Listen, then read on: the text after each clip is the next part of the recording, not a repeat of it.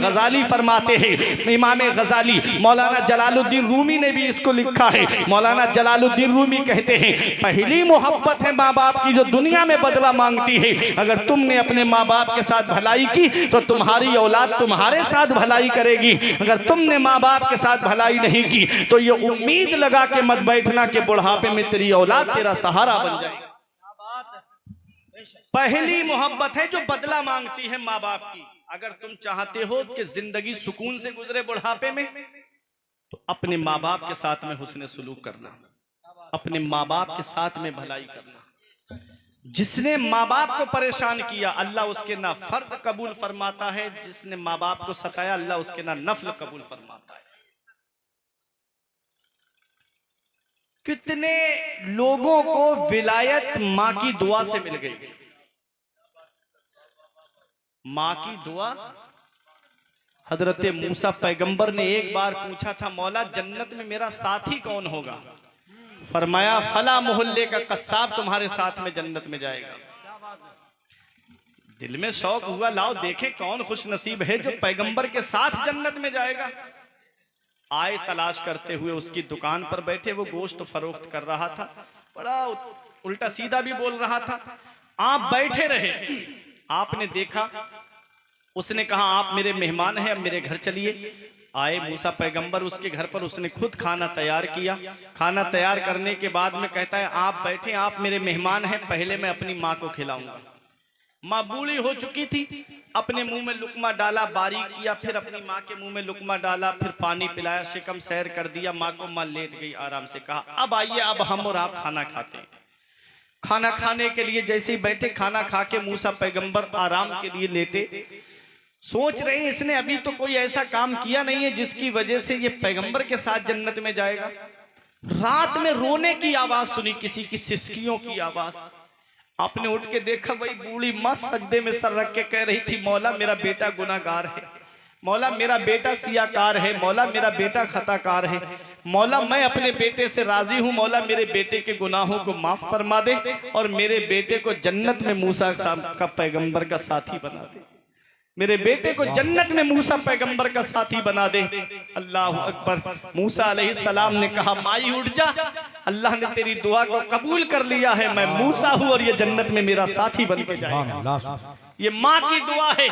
हजरत बायजीद बुस्तामी का नाम आपने सुना है?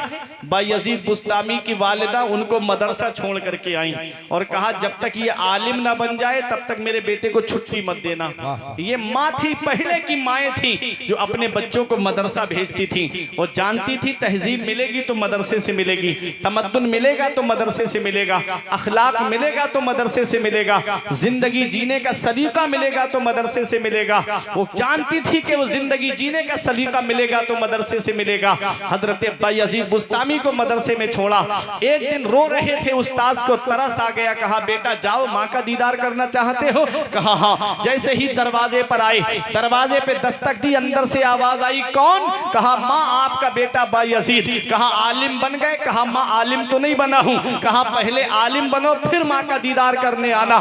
गए रोते हुए, आंसू पोंछते हुए, आलिम बन गए, अपने वक्त के फाजिल बन गए, तब अपनी माँ का दीदार करने के लिए आए। ऐ मेरे प्यारे मुसलमानों, एक दिन कुरान की आयत करीमा पढ़ रहे थे कि शुक्र अदा करो अल्लाह का और शुक्र अदा करो अपने माँ बाप का। अल्लाह अकबर। दिल में ख्याल आया कि ए मेरी माँ तू अपने हक माफ कर दे, मैं अल्लाह के हुकूक की अदायगी में लगना चाहता हूँ। विलायत की 28 मंजिलें हैं, उन मंजिलों में एक मंजिल का नाम मकामे हुजूरी है। जब इस मंजिल पे बंदा पहुंचता है तो उसे हर जगह रब का जलवा नजर आता है। ये मकाम सरकार गौसे आजम को हासिल है। ऐ मेरे प्यारे मुसलमानों, हजरत बायजीद बुस्तामी कहते हैं माँ मैं मकामे हुजूरी हासिल करना चाहता हूँ। चले गए जंगलों में, जंगलों में जाकर के अल्लाह की इबादत कर रहे हैं। जंगल बदलते रहते थे, आप बदलते बदलते जंगल। एक दिन अपनी बस्ती बुस्ताम में आ गए। अलग अलग रिवायतें मिली, किसी में है 10 साल, किसी में 20 साल, किसी में 30 साल। आप जंगल बदलते बदलते जब अपनी बस्ती में पहुंचे तब कहा अरे बायजीद यजीद ये तो अपनी बस्ती में आ गए, चलो अपनी माँ का दीदार कर लेते हैं। जैसे ही दरवाजे पर पहुंचे, दिल ने कहा माँ आराम कर रही होगी, अगर आवाज दोगे माँ के आराम में खलल पड़ जाएगी। वहीं दरवाजे पर बैठ गए कि माँ जब तहज्जुद पढ़ने उठेंगी तब मैं दरवाजा खटखटाऊंगा। जब रात में पानी छलकने की आवाज आई, भाई यजीद बुस्तामी समझ गए कि माँ तहज्जुद पढ़ने के लिए उठ गई है।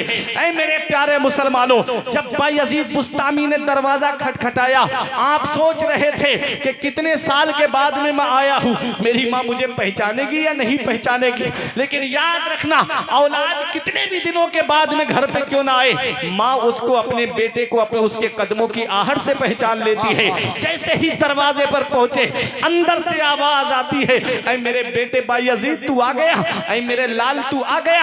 आपने जैसे ही दरवाजा खोला, भाई यजीद बुस्तामी को माँ ने सीने से लगा लिया। ऐ मेरे बेटे कितनी दूर चला गया था अपनी माँ से, मेरे लाल क्या तुझको अपनी माँ की याद नहीं आई? भाई यजीद बुस्तामी की आंखों में आंसू थे। आपकी माँ ने फिर पूछा, मेरे लाल क्या जिस मकाम को तू हासिल करना चाहता था, क्या वो मकाम मेरे बेटे तुझे मिल गया, वो मंजिल तुझको मिल गई? तब रोते हुए कहा भाई यजीद बुस्तामी ने, ए मेरी माँ, मैं जिस मकाम को हासिल करना चाहता था वो मकाम मुझे हासिल नहीं हुआ। माँ की आंखें भीग गई। माँ ने मुसल्ला बिछाया। तड़पता है कोई बच्चा तो माँ का दिल तड़पता है, तड़पता है कोई बच्चा तो माँ का दिल तड़पता है। और जब माँ तड़पती है तो फिर जमजम निकलता है, जब माँ तड़पती है तो फिर जमजम निकलता है। मुसल्ला बिछा के नारे रिसालत अज़मते वालिदैन, मुसल्ला बिछा के भाई यजीद बुस्तामी की वालिदा ने रब की बारगाह में अर्ज किया, मेरे परवरदिगार, मेरा बेटा तुझे पाने के लिए कितनी मेहनतें कर रहा है। मेरा बेटा जिस मकाम को पाना चाहता है, मेरा बेटा जिस मंजिल पे पहुंचना चाहता है, मेरे बेटे को वो मंजिल दे क्यों नहीं देता? भाई यजीद बुस्तामी का बयान है कि भाई यजीद बुस्तामी कहते हैं, अभी माँ के हाथ चेहरे पर आए भी नहीं थे कि मेरे सामने से पर्दे उठ गए और सारे हिजाबात उठ गए। जिस मकाम को मैं 30 साल में हासिल ना कर सका, वो मकाम अल्लाह ने माँ की एक दुआ के वसीले से अता फरमाया। वाह वाह वाह वाह, जिंदाबाद जिंदाबाद, सुभान अल्लाह, या रसूल अल्लाह, जिंदाबाद जिंदाबाद जिंदाबाद, सुभान अल्लाह, सुभान अल्लाह, बहुत उम्दा, बहुत उम्दा, सुभान अल्लाह, जिंदाबाद।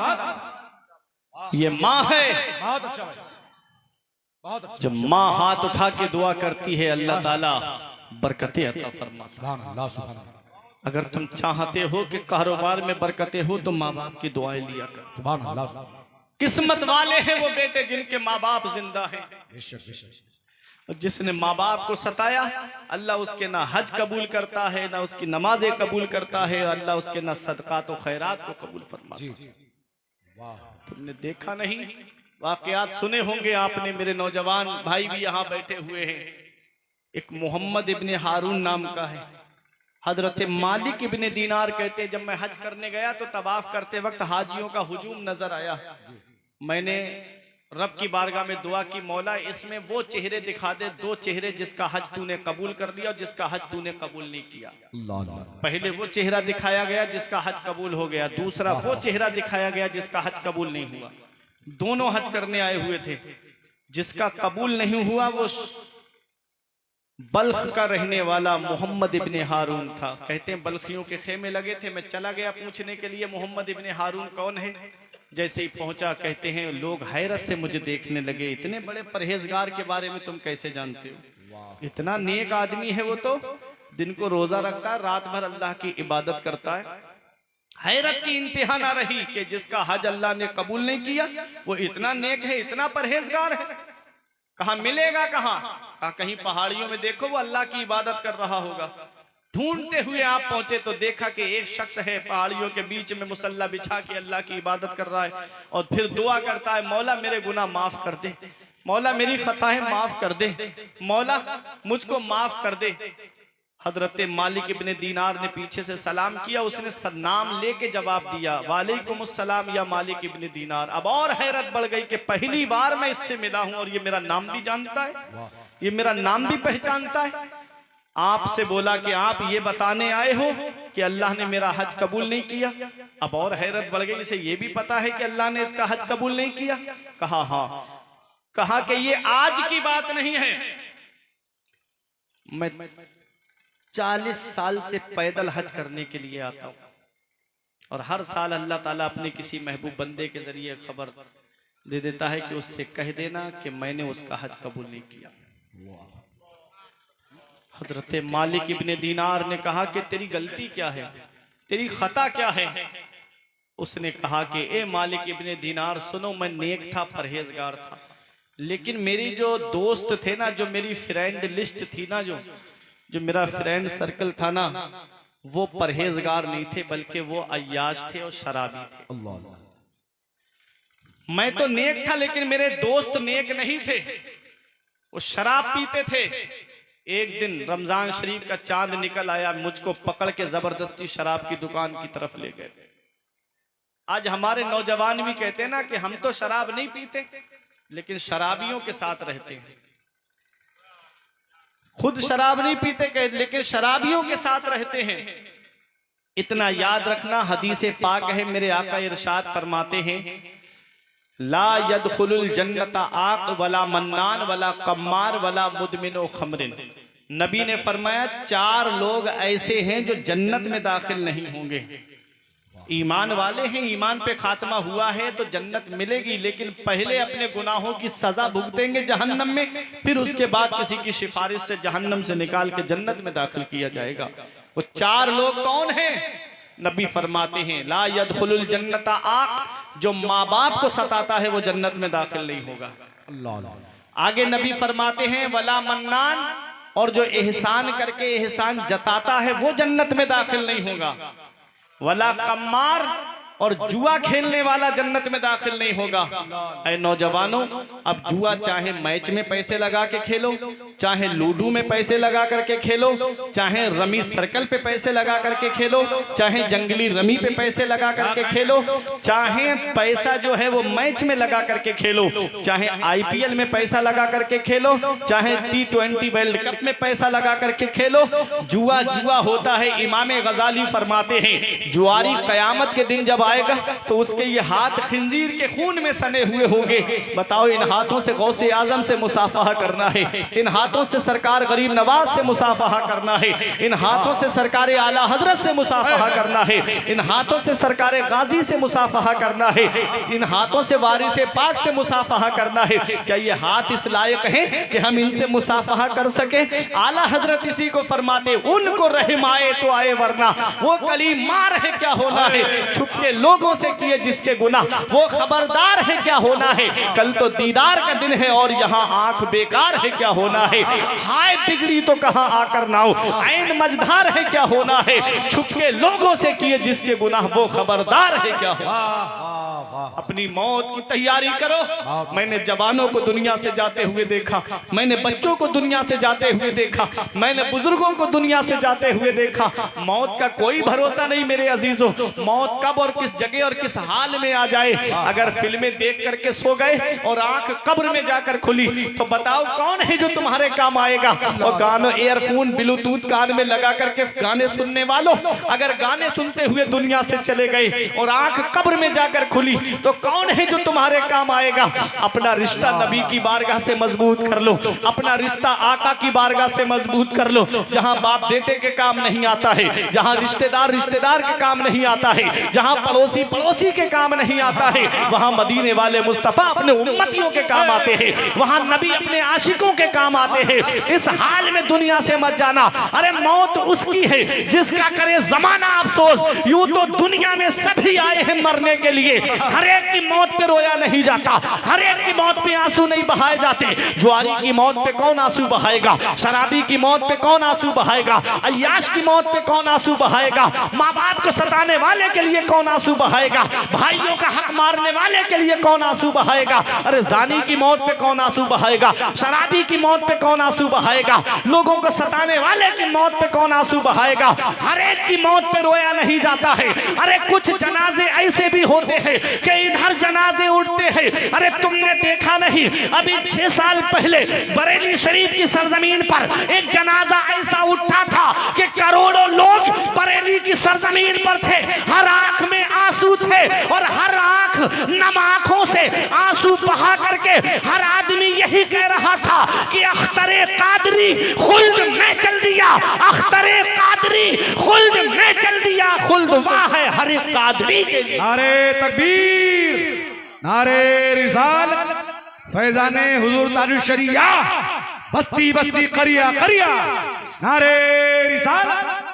हर एक के लिए रोया नहीं जाता है आशिक, उसके लिए कौन रोएगा जो लोगों को सताता हो, उसके लिए कौन रोएगा जो इमामों को सताता हो, उसके लिए कौन रोएगा जो आलिमों को सताता हो, उसके लिए कौन रोएगा जो मदरसों में पार्टी बंदियां करता हो, उसके लिए कौन रोएगा जो इमामों के नाम पर खुराफात करता हो। अरे उसके लिए रोया नहीं जाता है, रोया आशिकों के लिए जाता है, रोया गुलामों के लिए जाता है। ऐ मेरे प्यारे मुसलमानों, जब बरेली में ताजुश शरिया का जनाजा उठा, अपने तो अपने रहे, गैरों की भी आंखों में आंसू थे, हासिदीन भी रो करके कह रहे थे अख्तरे कादरी खुल्द में चल दिया, खुल्द वाह है हर एक कादरी के लिए। मैंने अपने शेख से पूछा, ऐ मेरे पीरो मुर्शिद ताजुश शरिया, आप जब दुनिया से गए तो कोई जब दुनिया से जाता है, कोई हॉस्पिटल का चेहरा देखता है, कोई नर्स का चेहरा देख कर जाता है, कोई डॉक्टर का चेहरा देख के दुनिया से जाता है। आप जब दुनिया से गए तो क्या देख करके गए? अरे दुनियादार जाते हैं तो दुनियादारों का चेहरा देख कर जाते हैं, आशिके रसूल जाता है तो वो क्या देख के जाता है? आपने क्या देखा? तो जवाब मिलता है आपकी तलअत को देखा जान दी, आपकी तलअत को देखा जान दी, कब्र में पहुंचा तो देखा आप है, आपकी खातिर बनाए तो जहां, अपनी खातिर जो बनाया आप है। वाह वाह वाह, सुभान अल्लाह सुभान अल्लाह। आशिकों की शान होती है, ये गुलामों की शान होती है, ये नबी के चाहने वालों की शान होती है। एक पैगाम देकर के गए मेरे पीरो मुर्शिद, क्या पैगाम दिया ताजुश शरिया ने?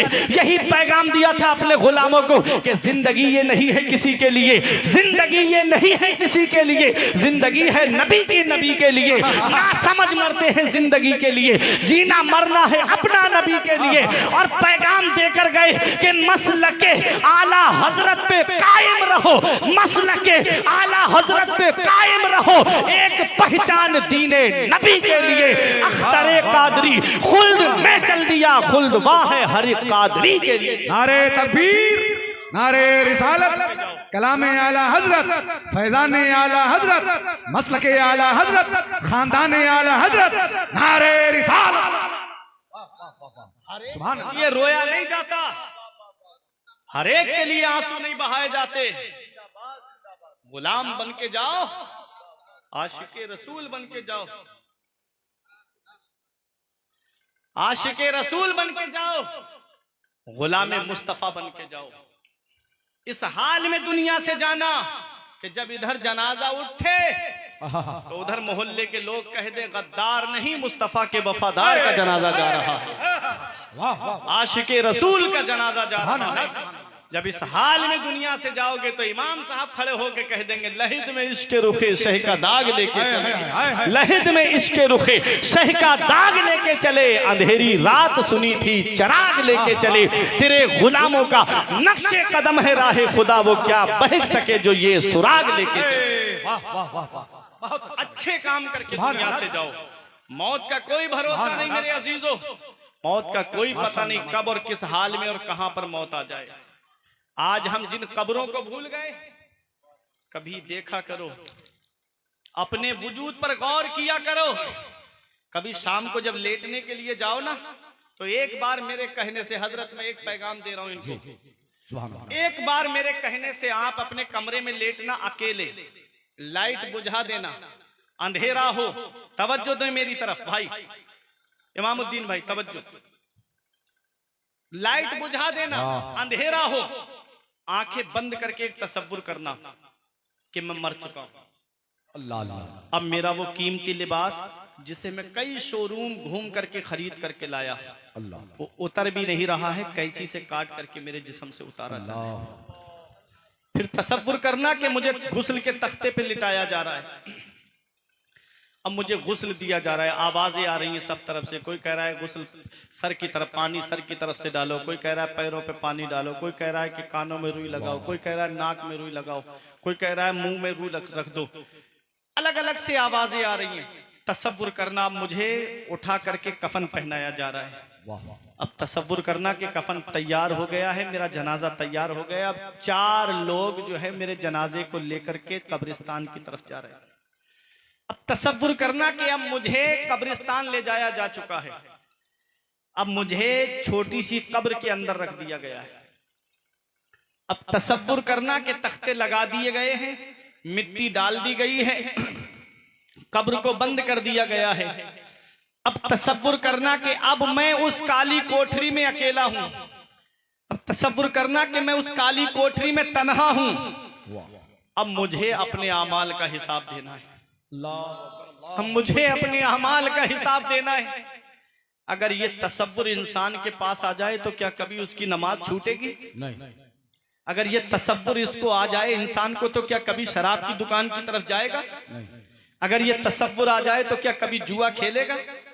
अगर ये तसव्वुर आ जाए तो क्या कभी जो है वो खुराफात की जगह पर बैठेगा? हरगिज नहीं बैठेगा। वजह क्या है कि हमारे दिल से मौत का तसव्वुर निकल गया। वजह क्या है? हमारे दिल से मौत का डर निकल गया। याद रखना प्यारे मुसलमानों, उस कब्र की काली कोठरी को याद कर लिया करो, जहां बाप बेटे के काम नहीं आता, रिश्तेदार रिश्तेदार के काम नहीं आते। अरे तुम्हारी जिंदगी की हकीकत ये है कि उधर तुमको कब्रिस्तान में रखने के बाद में कब्र पे ऐलान कर दिया जाता है कि भाई सब लोग खाना खा के जाना, कोई बिना खाना खाए मत जाना। अरे मैंने यहाँ तक देखा, एक बार मस्जिद में इमामत की थी तो मेरे बड़े करीबी थे, उनका इंतकाल हुआ तो घर पर गया तो कफन के बारे में कोई नहीं कह रहा था। कोई कह रहा तू गोश्त लेकर आ, कोई कह रहा तू चावल लेकर आ, कोई कह रहा है तू भगोने लेकर के आ, इतने भगोने बनेंगे, इतने मेहमान आएंगे, उनको खाने का इंतजाम करना, जनाजा रखा हुआ है। ये हकीकत है। औलाद खाना खिलाने में लग जाती है। कुछ औलाद ऐसी होती हैं जो अपने वालिदैन के लिए बख्शिश का जरिया बन जाती है। वो कौन सी औलाद है? किस्मत वाले हैं बेटे जिन्होंने अपने वालिद के लिए ईसाले सवाब की महफिल को सजाया, अपने वालिदैन के लिए ईसाले सवाब की महफिल को सजाया। ऐ मेरे प्यारे मुसलमानों, आला हजरत अजीमुल बरकत फरमाते हैं कि माँ बाप के हुकूक में एक हक ये भी है औलाद के ऊपर कि अगर उनका इंतकाल हो जाए तो औलाद अपने माँ बाप के लिए मगफिरत और बख्शिश की दुआ करती रहे। अपने माँ बाप के लिए बख्शिश की दुआ करती रहे औलाद। ये हक माँ बाप का उतरता नहीं है औलाद के ऊपर से, ये बाकी रहता है औलाद के ऊपर। औलाद के भी हक है माँ बाप के ऊपर और माँ बाप के भी हक हैं औलाद के ऊपर। औलाद के जो हक हैं उसके बारे में आला हजरत ने लिखा है इकरामे वालिदैन में किताब में कि माँ बाप के ऊपर औलाद का हक ये है कि जब औलाद पैदा हो तो माँ बाप को चाहिए कि वो उसका अच्छा सा नाम रखे। आज नाम भी अलग तरीके के रखे जाते हैं। एक साहब हमारे मिलने वाले, उनके यहाँ पर बेटी की पैदाइश हुई तो कहा हजरत नाम बता दें। तो हमने कहा कनीज फातिमा नाम रख लो, कनीजे जैनब नाम रख लो। बोले मौलाना साहब आप तो पुराने नाम बता रहे हैं। क्या नाम रखा? जोया। ये नाम नया है। हदीस पाक में आता है सबसे बेहतर नाम अब्दुल्ला अब्दुर्रहमान है। अगर लड़का है तो सबसे बेहतर नाम अब्दुल्ला अब्दुर्रहमान है। पैदाइशी नाम बच्चे का मोहम्मद रखना चाहिए। आला हजरत ने लिखा है जब मोहम्मद नाम रखो तो उस बच्चे का अदब भी करो, उसको मारो मत। मोहम्मद अगर नाम रखो तो उसको मारना मत। मोहम्मद नाम रखो तो उस बच्चे की ताजीम भी करना। पैदाइशी नाम मोहम्मद होना चाहिए। उर्फ आप कुछ भी रख लीजिए, जैसे मैं हूं पैदाइशी नाम मोहम्मद, बुलाने के लिए फुरकान। मोहम्मद पैदाइशी नाम पुकारने के लिए आरिफ। मोहम्मद पैदाइशी नाम पुकारने के लिए नूर। ठीक है। तो पुकारने के लिए कुछ और नाम रख लीजिएगा, लेकिन पहले ये देख लीजिएगा कि नाम के माना कैसे। अपने आलिमों के पास आकर के माना मालूम कर लिया करो। नाम का असर जात पे पड़ता है, और कोई अपनी औलाद के लिए पहले माँ बाप नाम बिगाड़ करके लेते हैं, फिर बाहर वाले नाम बिगाड़ करके लेते हैं। आला हजरत ने लिखा है कि अगर गलत नाम पड़ गया और लड़का बड़ा हो गया, फिर वो नाम जो है वो छूटता नहीं है, हटता नहीं। अगर किसी को बचपन में गुड्डू कह दिया तो बड़ा हो जाए असली नाम तो किसी को याद ही नहीं है, सब गुड्डू ही कहते हैं उससे। तो अच्छा नाम लो, अच्छा नाम रखो बच्चे का। मेरे आका फरमाते हैं पैदाइश भी हुई है ना, बच्चे की विलादत हुई है, तो मैं औलाद के क्या हक है माँ बाप के ऊपर ये भी आपको बता दूं। अभी तो मैं माँ बाप के हक बता रहा था, अब औलाद के क्या हक है वो सुनिएगा। जब बच्चा पैदा हो जाए तो दाहिने कान में अजान और बाएं कान में तकबीर कहो। इससे बच्चा शैतान के शर से महफूज रहता है और उम्मु सिबियान की बीमारी से महफूज रहता है। उम्मु सिबियान से महफूज रहता है। कोई मीठी चीज खजूर है या छुआरा है, उसको थोड़ा सा अपने मुंह में रखो और उसके बाद में बच्चे के मुंह में रखना चाहिए। उससे जो है वो उसके अंदर हलावत पैदा होगी, अखलाक में मिठास पैदा होगी, आदत में मिठास पैदा होगी। दो बातें समझ रहे हैं ना। 7वें दिन उसका अकीका करो, 7वें दिन या 21वें दिन उसका अकीका करो। जब इमाम हसन पैदा हुए, इमाम हुसैन पैदा हुए, तो नबी ने 7वें दिन उनका अकीका फरमाया। उनके बाल मुंडवाए और बालों के बराबर चांदी को सदका किया। ये औलाद के क्या हक है माँ बाप के ऊपर वो बता रहा हूं। आज हम और मामलात में अकीके से ज्यादा खर्च कर देते हैं।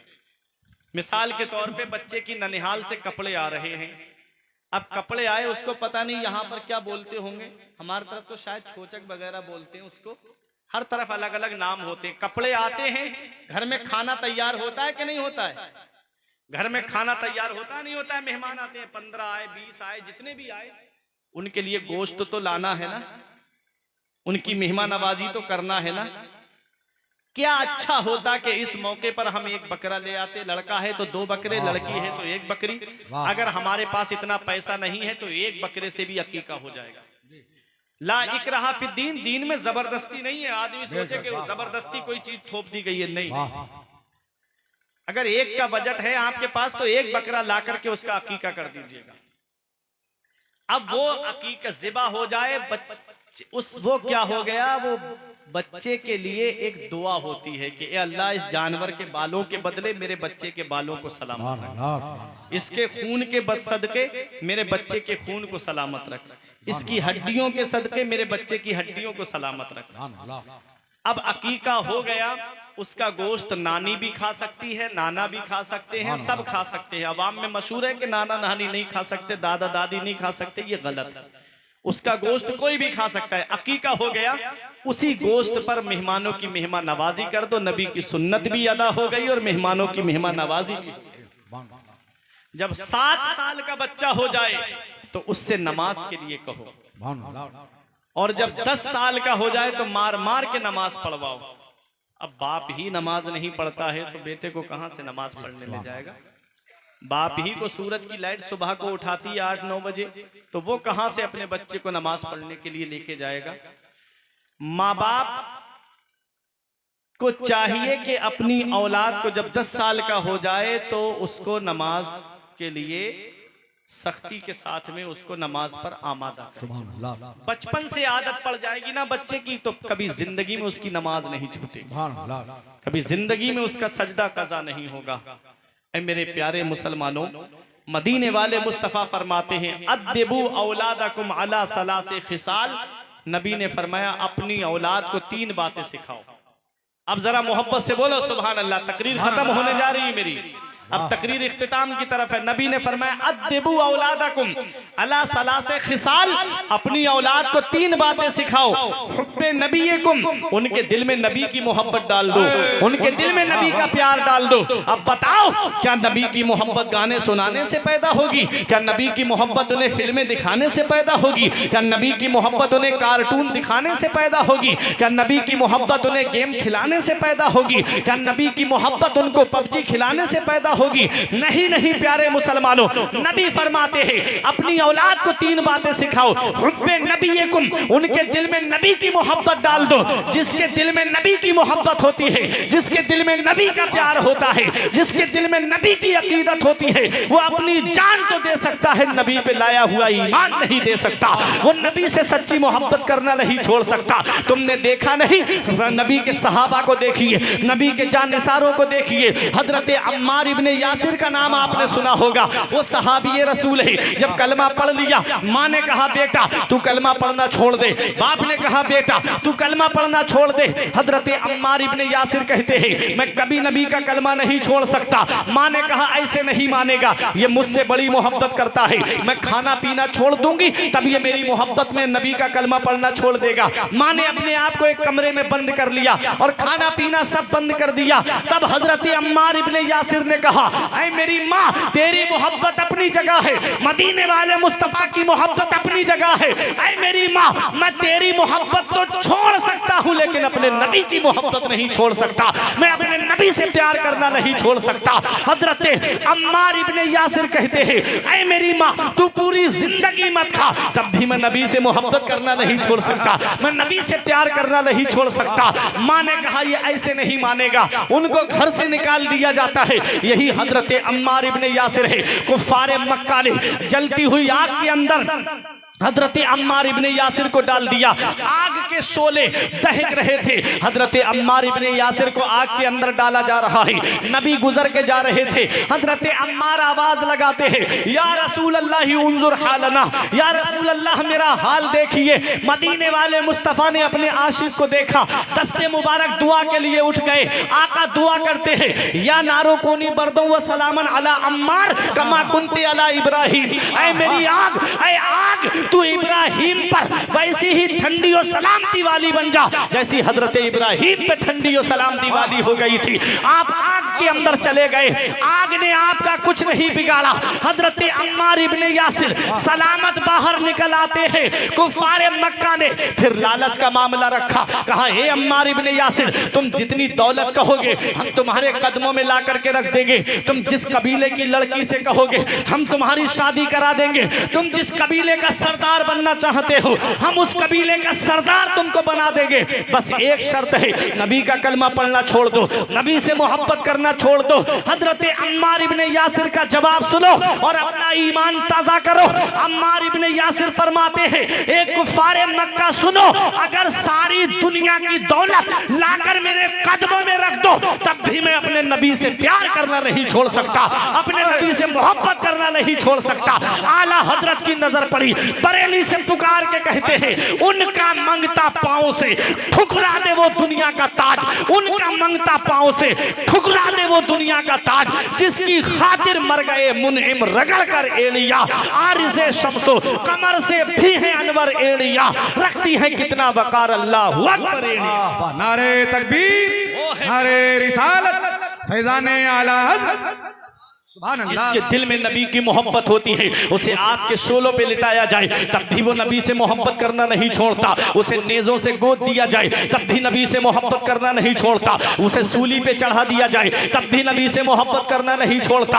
अरे उसके गले में रस्सी का फंदा डाल दिया जाए तब भी वो नबी से मोहब्बत करना नहीं छोड़ता है। इसलिए ऐ मेरे प्यारे मुसलमानों, नबी फरमाते हैं अपनी औलाद को 3 बातें सिखाओ। उनके दिल में नबी की मोहब्बत डाल दो, उनके दिल में नबी का प्यार डाल दो। नबी की मोहब्बत कैसे पैदा होगी? नबी पे ज्यादा से ज्यादा दुरूद शरीफ पढ़ने से नबी की मोहब्बत पैदा होती है। अच्छी आवाज में नाते नबी सुनने से नबी की मोहब्बत पैदा होती है। कुरान की तिलावत से नबी की मोहब्बत पैदा होती है।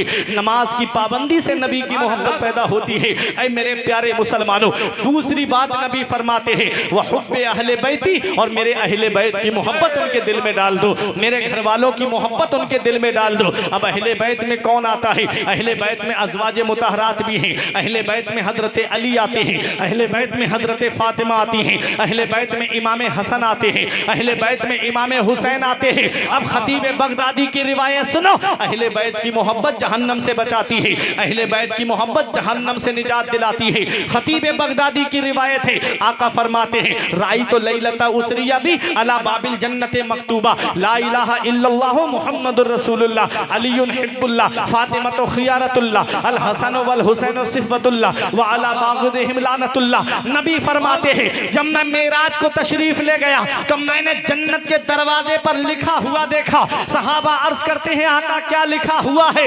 नबी फरमाते हैं लिखा है ला इलाहा इल्लल्लाहु मुहम्मदुर रसूलुल्लाह, अल्लाह के सिवा कोई माबूद नहीं है, मोहम्मद सल्लल्लाहु अलैहि वसल्लम अल्लाह के रसूल है।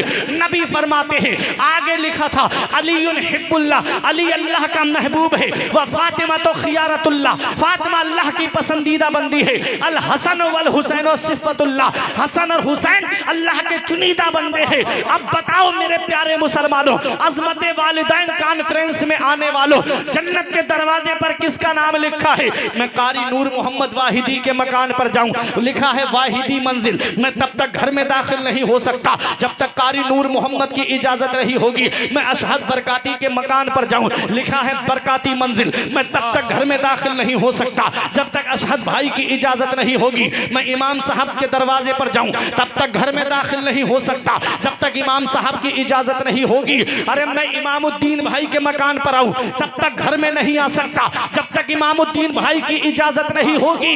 अरे जमालुद्दीन भाई के मकान पर आऊं, तब तक घर में नहीं जा सकता जब तक जमालुद्दीन भाई की इजाजत नहीं होगी। बताओ जन्नत के दरवाजे पर किसका नाम लिखा है?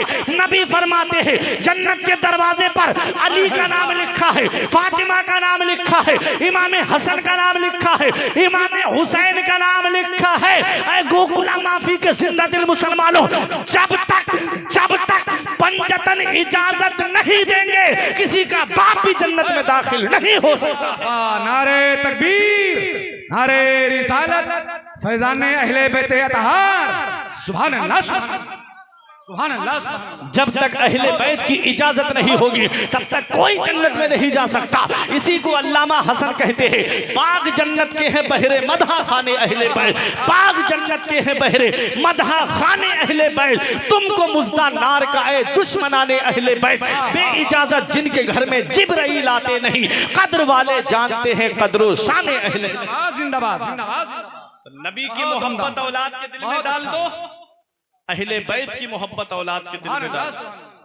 अब तीसरी बात तकरीर खत्म, वक़िरातिल कुरान, सुभान अल्लाह, अपनी औलाद को कुरान पढ़ना सिखाओ। सुभान अल्लाह, बहुत अपनी औलाद को कुरान पढ़ना सिखाओ। आज हमारी सोचें बदल गई, ज़हनियतें बदल गई। हम अपने बच्चों को मदरसा नहीं भेजते, हम अपने बच्चों को इमाम साहब के पास या आलिम साहब के पास नहीं भेजते।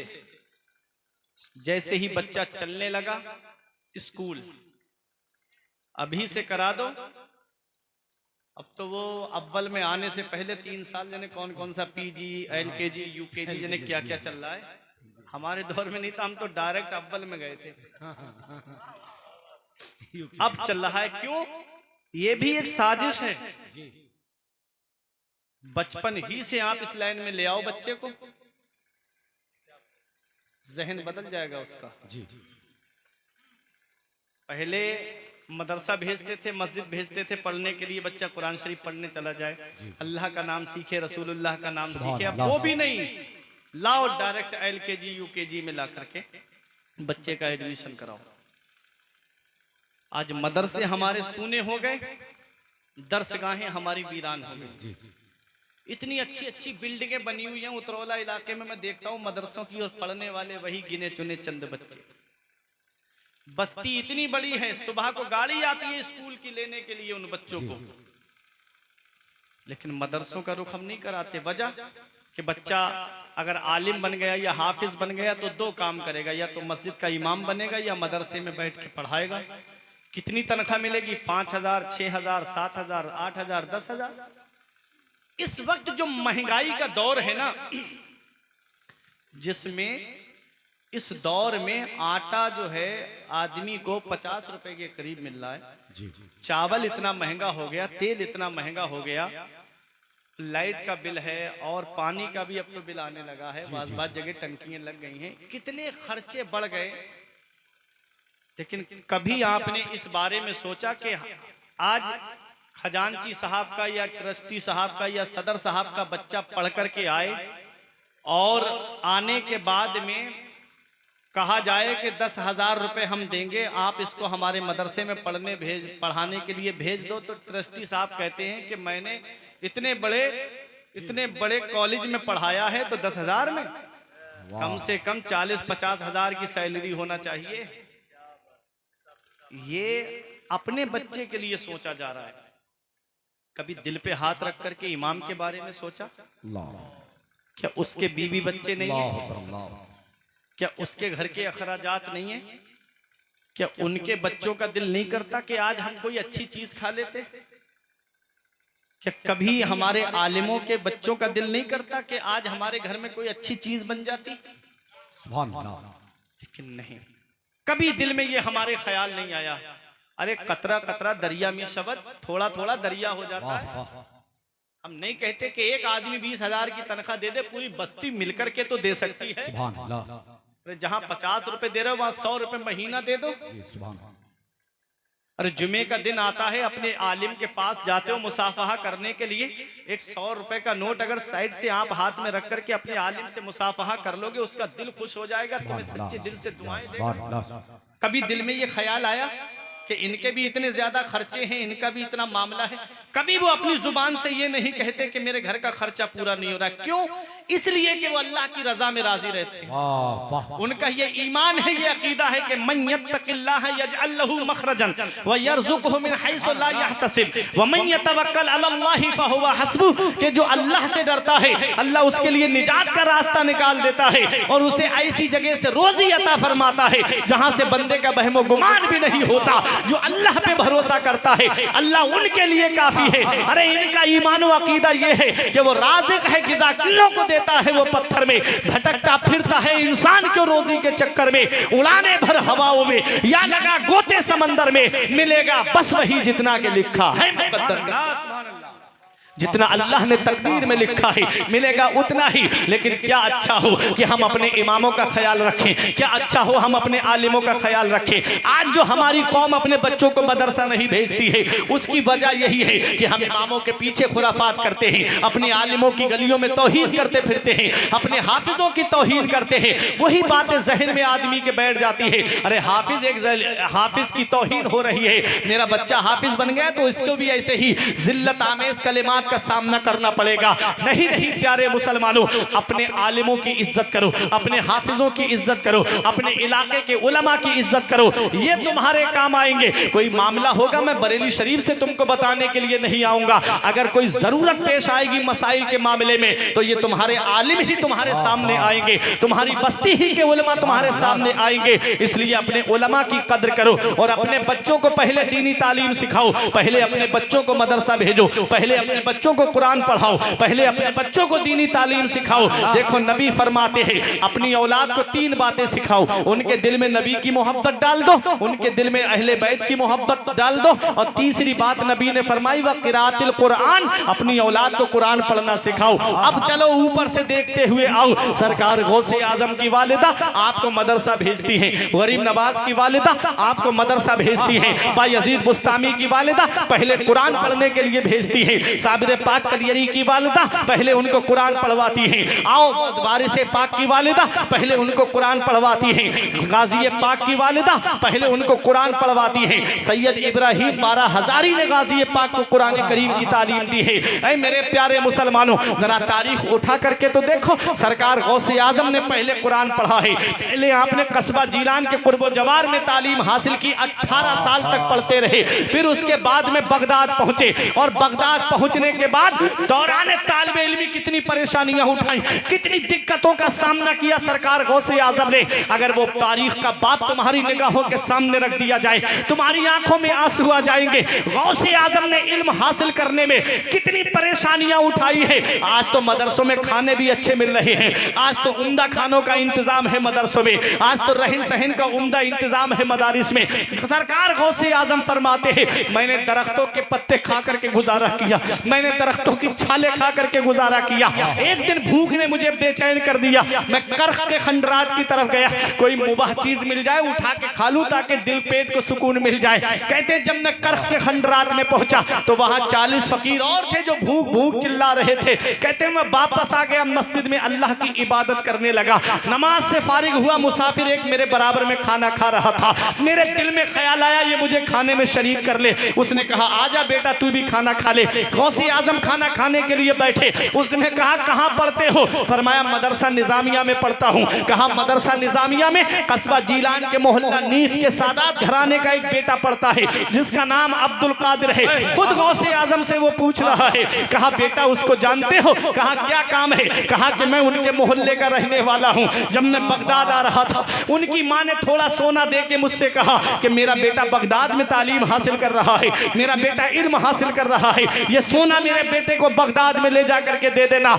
अल्लाह अकबर। सरकार गौसे आजम से वो मुसाफिर कहता है मैं कई दिन से उस बच्चे को ढूंढ रहा हूं, वो बच्चा मुझको नहीं मिला है, क्या तुम उसको जानते हो? फरमाया गौसे आजम ने जिस अब्दुल कादिर को तुम ढूंढ रहे हो वो अब्दुल कादिर मैं ही तो हूं, वो कस्बा जीलान का रहने वाला मैं ही तो हूं। अल्लाह अकबर। उसने हाथ जोड़ के कहा बेटा मैंने तुम्हारे सोने से थोड़ा बेच करके ये खाना लाया हूं। सरकार गौसे आजम का दिल है किसी और खाने की तरफ माइल नहीं होता है, अगर माइल होता है तो अपने ही खाने की तरफ माइल होता है।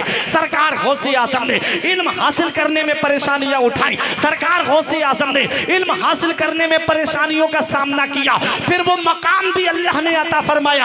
अब ये उलमा दुआओं से नवाजेंगे, वो मकाम मिला सरकार गौसे आजम को। पहले इल्म हासिल किया, पहले तालिब इल्मी के दौर में फाके किए, परेशानी उठाई, फिर वो मकाम भी मिला गौसे आजम को कि एक दिन कसम खाई तब तक नहीं खाऊंगा जब तक अल्लाह दस्ते कुदरत से नहीं खिलाएगा। कई दिन के बाद में आपके पीरो मुर्शिद हजरत अबू सईद मखदूमी एक तबाक में खाना लेकर आए। अब्दुल कादिर ये खाना खा लो।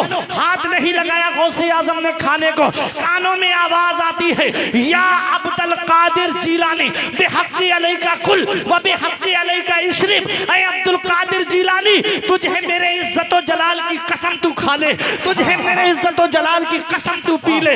आला हजरत की नजर पड़ी, बरेली से पुकार के कहते हैं कसमें दे दे के खिलाता है पिलाता है तुझे, कसमें दे दे के खिलाता है पिलाता है तुझे। प्यारा अल्लाह तेरा चाहने वाला तेरा, सर भला क्या कोई जाने के है कैसा तेरा, औलिया मलते हैं आंखें वो है तलबा तेरा। नारे तकबीर, नारे रिसालत, फैजाने गौसे आजम। सुभान अल्लाह। वो है सरकार गौसे आजम, पहले इल्म हासिल किया। सुभान अल्लाह। गौस पाक फरमाते दरस्तुल इल्म हत्ता सिरतो कुतुबा, मैंने इल्म हासिल किया अल्लाह ने मुझे कुतुब बना दिया। सुभान अल्लाह।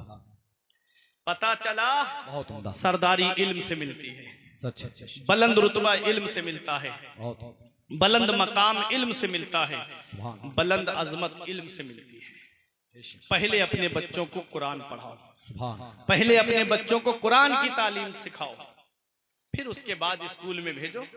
चाहे डॉक्टर बनाओ, चाहे इंजीनियर बनाओ, चाहे प्रोफेसर बनाओ, चाहे मास्टर बनाओ, पहले अपने मजहब की बेसिक तालीम सिखाओ अपने बच्चों को। अगर कुरान नहीं पढ़ाया औलाद को, इमाम गजाली फरमाते हैं ये औलाद कयामत में बाप को खींच के लाएगी रब की बारगाह में। मौला मेरा बाप मुझे भूखा रखता ये गवारा था, मेरा बाप मुझे नंगा रखता ये गवारा था, इसने मुझे कुरान की तालीम नहीं सिखाई, जिसकी वजह से मैं जायज और नाजायज, हलाल और हराम में फर्क नहीं कर पाया, जिसकी वजह से आज मैं जहन्नम में जा रहा हूं। मैं तन्हा नहीं जाऊंगा, अपने बाप को अपने साथ जहन्नम लेके जाऊंगा।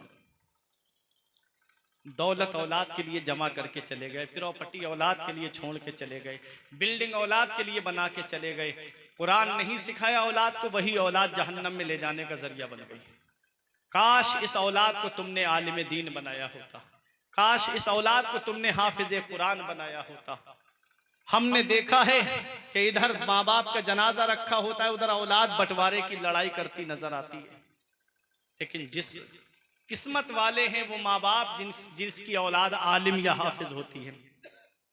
अगर तुम चाहते हो कि जिंदगी बुढ़ापे में सुकून से गुजरे तो अपनी औलाद को या तो आलिम बना के जाना या हाफिज बना के जाना। क्यों? मैंने देखा है कि बेटा डॉक्टर इंजीनियर बन गया तो माँ बाप डरते हैं कि बेटे से कैसे बात करूं, कहीं बेटा नाराज ना हो जाए। और अगर बेटा आलिम या हाफिज बन गया तो बेटा डरता है कि मैं अपने माँ बाप से कैसे बात करूं, कहीं मेरे माँ बाप मुझसे नाराज ना हो जाए। इसलिए अपनी औलाद को दीनी तालीम सिखाना। अब आखिरी बात आखिरी कह के काफी बढ़ गई, अब ज्यादा नहीं, बहुत वक्त हो गया, तकरीबन 2 घंटे हो गए तकरीर करते हुए, है ना हजरत जी, वक्त बहुत हो गया। ये आपकी मोहब्बतें हैं कि आप यहाँ इस वक्त बैठे हो। माँ बाप दुनिया से चले जाएं तो औलाद को क्या करना चाहिए, ये बात सुनिए। इसाले सवाब की महफिल है ना, अजमत वालिदैन। ये तो औलाद के हक मैंने बता दिए। माँ बाप के जो हक है ना, कि औलाद को चाहिए कि वो माँ बाप के लिए बख्शिश की दुआ करती रहे। नबी फरमाते हैं मन दखलल मकाबिरा फक़रा सूरत यासीन खफ़फ़ल्लाहु अन्हुम। नबी फरमाते हैं जो कब्रिस्तान जाए और एक मर्तबा सूरह यासीन शरीफ पढ़ दे तो अल्लाह ताला कब्रिस्तान के मुर्दों के अजाब में कमी कर देता है और पढ़ने वाले को तादाद के बराबर सवाब अता फरमाता है। सूरह यासीन शरीफ में कितने रुकू हैं? 5 रुकू हैं। कितना भी आहिस्ता पढ़ने वाला होगा तो 20 मिनट में पढ़ लेगा। एक मर्तबा सूरह यासीन शरीफ पढ़ने का इतना सवाब है कि अगर कब्रिस्तान में जाकर के वो पढ़ दे तो जितने मुर्दे हैं उनके अजाब में कमी हो जाती है और पढ़ने वाले को अल्लाह तादाद के बराबर सवाब अता फरमाता है। क्या कोई बता सकता है आपकी बस्ती में कितने मुर्दे दफन हैं? गिनती कर सकता है कोई? कब से दफन होते आ रहे हैं, कोई नहीं बता सकता। एक मर्तबा सूरह यासीन शरीफ पढ़ने का इतना सवाब है। तो मेरे अजीजों, नबी फरमाते हैं जो जुमे के दिन माँ बाप की कब्र की जियारत कर ले तो ऐसा बेटा माँ बाप के साथ हुस्ने सुलूक करने वालों में लिखा जाता है। माँ बाप के साथ भलाई करने वालों में लिखा जाता है। चले जाया करो कब्रिस्तान, चले जाया करो।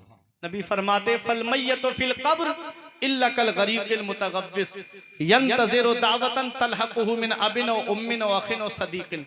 मिशकात शरीफ की हदीस पाक है, नबी फरमाते हैं जो कब्रिस्तान में लेटे हैं वो दरिया में डूबने वाले की तरह हैं। जो कब्रिस्तान में लेटे हैं वो दरिया में डूबने वाले की तरह हैं। यंतज़िरु, वो इंतजार कर रहे हैं, वो इंतजार कर रहे हैं। अच्छा, जो मर के मिट गया, मिट्टी में मिल गया, क्या वो भी इंतजार करता है?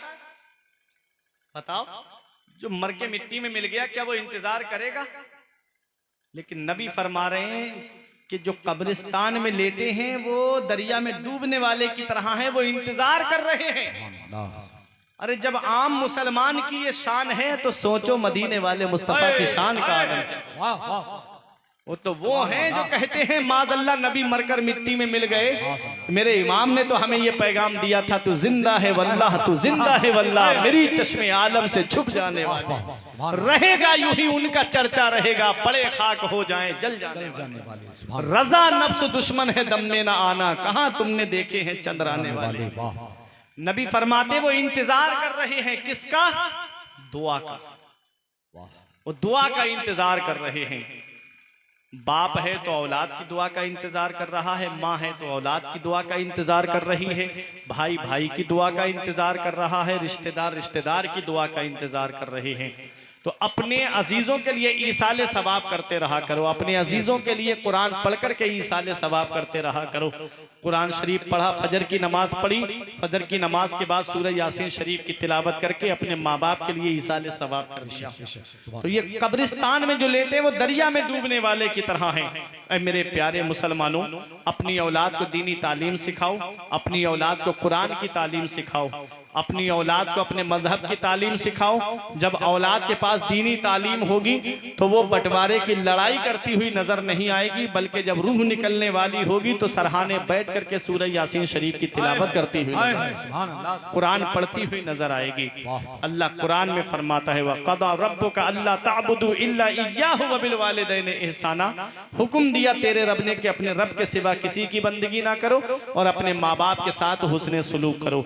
इम्मा यबलुगन्ना इंदकल किबरा अहदुहुमा व किलाहुमा फला तकुल लहुमा उफ़्फ़िन वला तनहरहुमा व कुल लहुमा क़ौलन करीमा। अल्लाह फरमाता है जब वो दोनों बुढ़ापे को पहुंच जाएं या उनमें का कोई एक बुढ़ापे को पहुंच जाए तो उन्हें उफ भी ना कहो, उन्हें झिड़को मत, उनसे तेज तर्रारी से बात ना करो।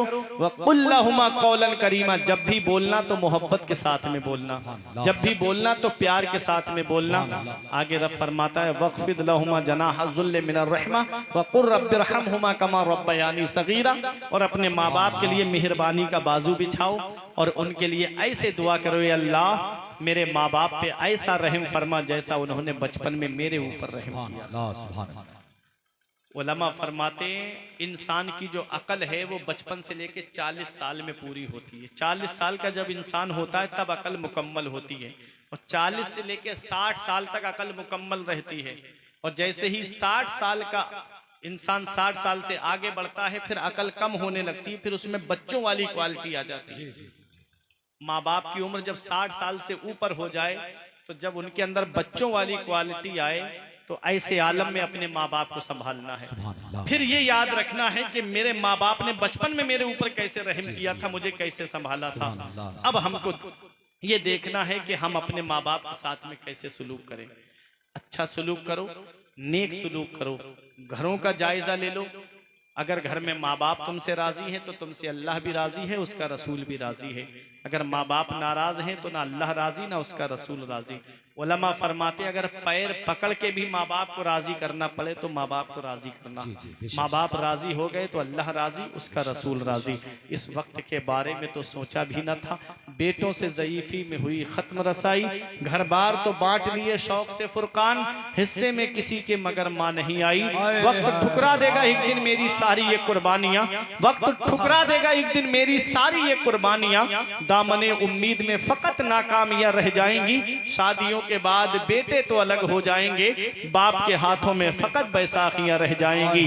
और बुढ़ापा क्या जवानी क्या ये बचपन बांट लेते हैं, बुढ़ापा क्या जवानी क्या ये बचपन बांट लेते हैं। न होकर दिल में गुंजाइश तो आंगन बांट लेते हैं। नहीं मंजूर हिस्से में किसी बेटे को अपनी माँ, मगर आपस में बूढ़ी माँ के कंगन बांट लेते हैं। नहीं मंजूर हिस्से में किसी बेटे को अपनी माँ, मगर आपस में बूढ़ी माँ के कंगन बांट लेते हैं। वक्त ठुकरा देगा एक दिन मेरी सारी ये कुर्बानियां, दामने उम्मीद में फकत नाकामियां रह जाएंगी। नेमत के वक्त वो कोई उजरत नहीं मांगी, दुनिया से कभी हस्बे जरूरत नहीं मांगी। ये माँ का जिगर है कि लहू अपना पिलाकर बेटे से कभी दूध की कीमत नहीं मांगी। ये माँ का जिगर है कि लहू अपना पिलाकर बेटे से कभी दूध की कीमत नहीं मांगी।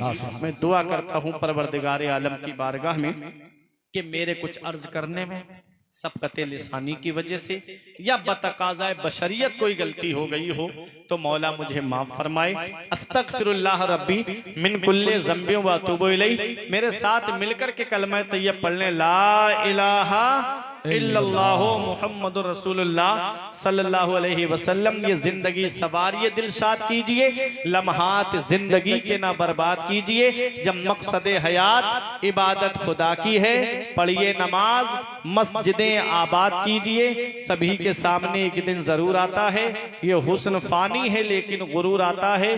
किसी